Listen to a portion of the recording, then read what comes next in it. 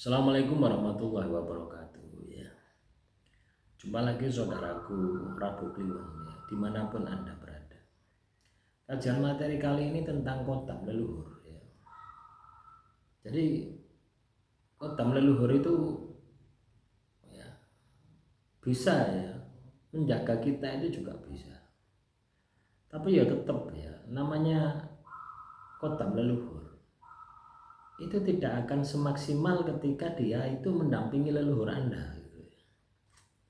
Oh ya. Buktinya Anda ini masih bisa kena sihir, kena telur, kena santet. Nah, ini menurut penelitian saya itu seperti itu. Gitu ya. Saya punya kotab leluhur ya, yang menempati sebuah pusaka. Gitu. Jadi pusaka itu tinggalan mbah. Ketika saya terkena sihir, telur santet itu ya tidak berkutik kok gitu ya. Iya. Tidak berkutik gitu. Kenapa? Ya, karena di atas langit itu ada langit satu itu. Kedua, kita tidak tahu bagaimana merawat kotam leluhur tadi, bagaimana bentuk nyajeninya, bagaimana bentuk ngopeninya, bagaimana bentuk ritualnya, kita tidak tahu. Akhirnya kekuatannya yo gitu-gitu aja, ya artinya masih kalah gitu loh. Ya. Ini yang perlu kita sikapi gitu ya. Nah, terus bagaimana supaya kotam leluhur tersebut ya? Bagaimana supaya kotam leluhur tersebut itu katakanlah bisa maksimal ya? Bagaimana kotam leluhur itu bisa optimal ya? Energinya, kekuatannya itu bagaimana? Ya Anda harus mengenal kotam tersebut ya.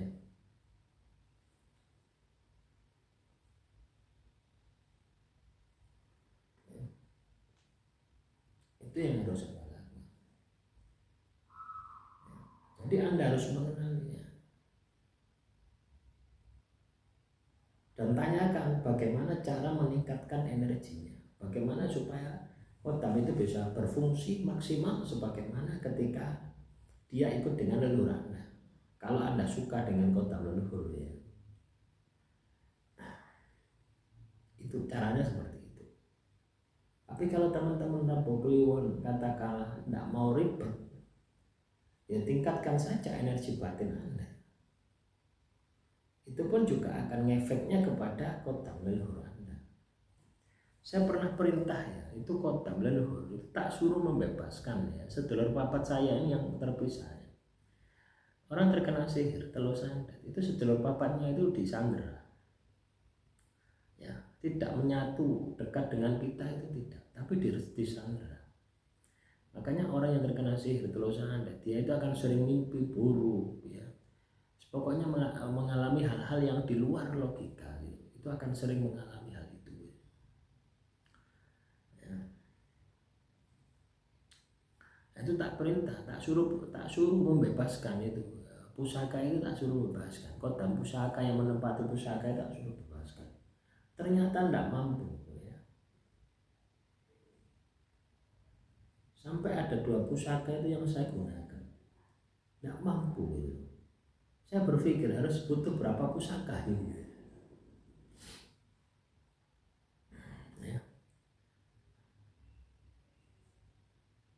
Akhirnya mau tidak mau ya diri kita sendiri ya. Dengan keilmuan juga tidak mampu ya. Saya beberapa kali ya mempelajari ilmu hikmah itu tidak mampu membebaskan sedulur papat yang sudah disandera, karena keberadaan disandera ini sudah bertahun-tahun ya, sudah hampir 4 tahun 5 tahun ya, sedulur papat saya itu disandera sehingga energinya sangat lemah. Disitulah saya mempelajari ya, bagaimana cara membebaskan sedulur papat itu. Artinya apa? Kita laku sendiri ya. Pada saat laku kita sugestikan, kita mentransfer energi. Jadi kita ajak sedulur papat kita ini laku walaupun tidak sudah terpisah ya. Yang 2 ini disandera oleh dukun, yang 2 berada di dalam diri saya. Nah, ini lemah. Nah, strategi yang saya lakukan adalah tak ajak bareng-bareng tidak melakukan perlawanan, ya. Tidak melakukan perlawanan terhadap penyandera itu tidak, tapi meningkatkan energinya sampai benar-benar energinya kuat. Itu saya butuh waktu hampir 5 tahun baru bisa kembali. Nah itu teman-teman ya. Makanya kita harus sadar ya.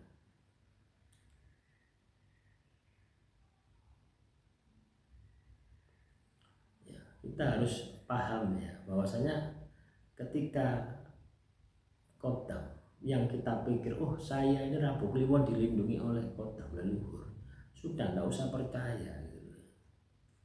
Nggak akan mampu kodam leluhurmu untuk melindungi dirimu 100% itu nggak ada yang mampu. Karena apa? Sudah tidak maksimal ya. Itu tadi tata caranya, perawatannya itu sudah tidak maksimal lagi ya. Ibarat Anda punya satpam ya. Satpam itu dulu ikut orang tua Anda, sekarang ikut dengan diri Anda. Tentunya etos kerjanya sudah berubah, kecuali Anda bisa merawatnya. Sama seperti itu ya.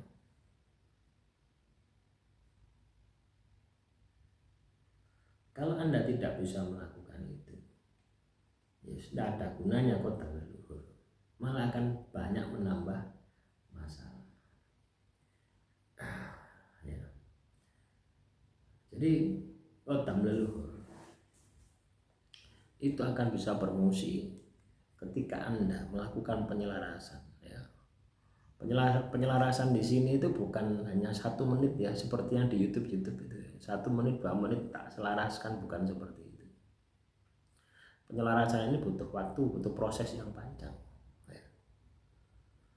Ibarat Anda itu ngingu manuk gitu ya, ngingu manuk emprit atau manuk kenari gitu ya.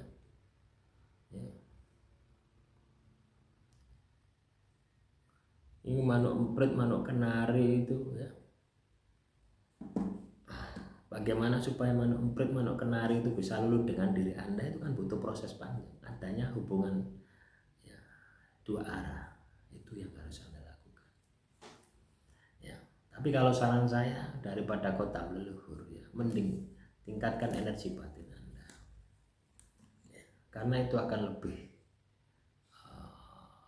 lebih bagus lagi gitu ya. Anda tidak akan dikendalikan oleh kodam apapun, tapi Anda lah yang mengendalikan kodam tersebut. Demikian yang bisa saya sampaikan, semoga materi kali ini bisa bermanfaat. Wassalamualaikum warahmatullahi wabarakatuh. Salam Rahayu, Rahayu, Rahayu.